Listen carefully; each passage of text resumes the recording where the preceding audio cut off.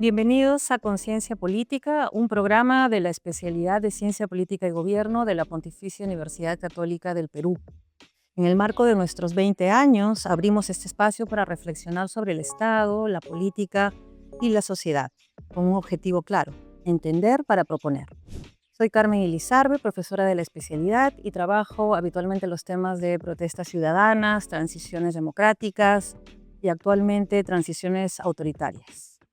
Está con nosotros también Felipe Piedrahita, profesor de la especialidad. Felipe, ¿cómo estás? Hola Carmen, ¿cómo estás? Bueno, yo también soy docente de la especialidad con interés en temas de teoría política contemporánea, memorias, violencias y construcción de paz. Y bueno, hoy nos convoca conversar sobre violencia política y represión estatal, que quizás es uno de esos aspectos más críticos o sensibles en la relación que hay entre Estado y sociedad. Creo que para comenzar convendría aclarar de qué es de lo que estamos hablando, a qué nos referimos cuando hablamos de violencia política, qué incluimos dentro de esta categoría y sobre todo cómo lo ha entendido la ciencia política en América Latina, en donde hay múltiples experiencias de violencia que están relacionadas con la conflictividad social que es inherente a lo que sucede en nuestras comunidades y sobre todo a la manera en que se han producido ciertas lógicas de confrontación, a veces bajo la forma de las guerras civiles o de los conflictos armados internos,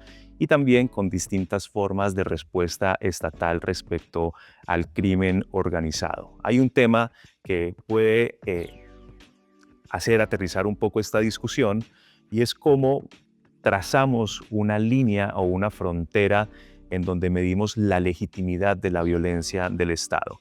Sí, asumimos que el Estado tiene el monopolio de la violencia, que efectivamente existe un criterio básico de confianza en que el Estado nos protege, nos garantiza seguridad, pero esa promesa se incumple de manera recurrente. Y se incumple por la imposibilidad de responder justamente a la diferencialidad de los tipos de desafío que enfrenta el Estado.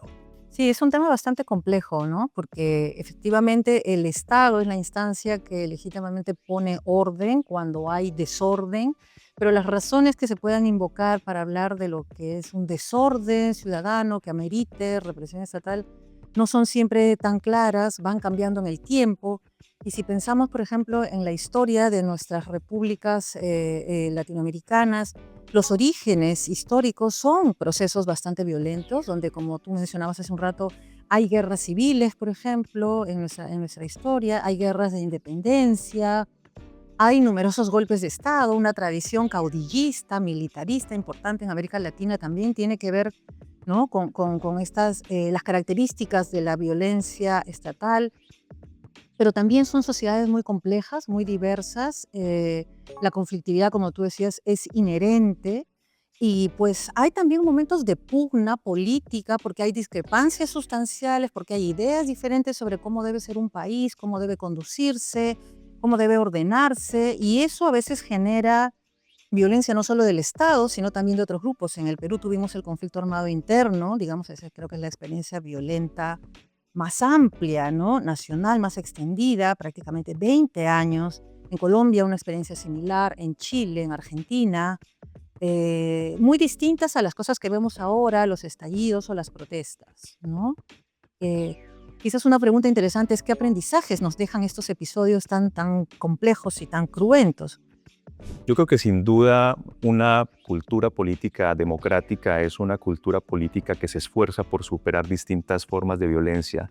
El caso colombiano es una experiencia particular de cómo ha habido distintos ensayos por negociar la paz, por llegar a acuerdos colectivos para poner fin a esa violencia en el marco del conflicto armado interno o de la guerra civil, que siempre son acuerdos precarios, pero por lo menos ponen la discusión democrática abierta sobre cuáles son esos límites o esas fronteras a las dinámicas de violencia que podemos asumir.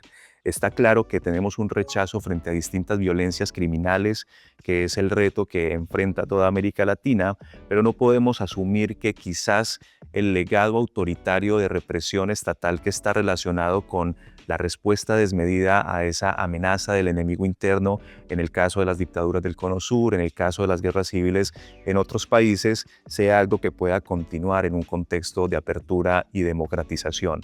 Tenemos que superar esa cultura política autoritaria con un rechazo fuerte a la violencia ilegítima del Estado y quizás situar la discusión en por qué existe la contradicción entre la sofisticación de la violencia del Estado cuando está reprimiendo a la población civil que protesta y su incapacidad para responder de manera consistente a la violencia criminal. Creo que hay una cierta herencia también entre, digamos, las dinámicas de un conflicto armado interno, cuando hay una declaratoria de guerra, ¿no?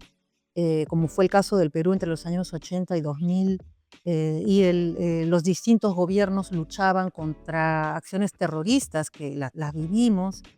Es muy diferente esa situación a la que vemos ahora, ¿no? En la que el país tiene, digamos, una estructura jurídica básica, y lo que hay es un montón de protestas, de conflictos levantados por la ciudadanía con demandas muy diversas, no siempre fáciles de atender y no siempre todas las demandas son democráticas, pero en democracia hay el derecho de las personas para expresarse. eh, y efectivamente los estados, los gobiernos como que se han endurecido un poco más, ¿no? Ahí están los retos, creo yo, de institucionalizar la democracia, canales de diálogo, de negociación, que garanticen el derecho a la discrepancia, a la diferencia de opiniones, a las distintas visiones de país. Y bueno, en estos procesos estamos ahora, ¿no? Creo que hay una serie de retrocesos, pero también encontramos algunos avances y es en ese campo que es interesante pensar cómo vamos a desarrollar en esa tercera centuria de nuestras repúblicas la construcción de una democracia arraigada, ¿no? Muy bien, Carmen. Bueno, de manera un poco breve, pero creo que hemos logrado tocar algunos puntos, invitar a la reflexión y con esto llegamos al final de este episodio de Con Conciencia Política. Esperamos que esta conversación les haya invitado a ver la política desde otra perspectiva y sobre todo a entender para proponer, que es la apuesta que hacemos desde la especialidad de Ciencia Política y Gobierno. Gracias por escucharnos y nos encontramos en una próxima ocasión. Gracias.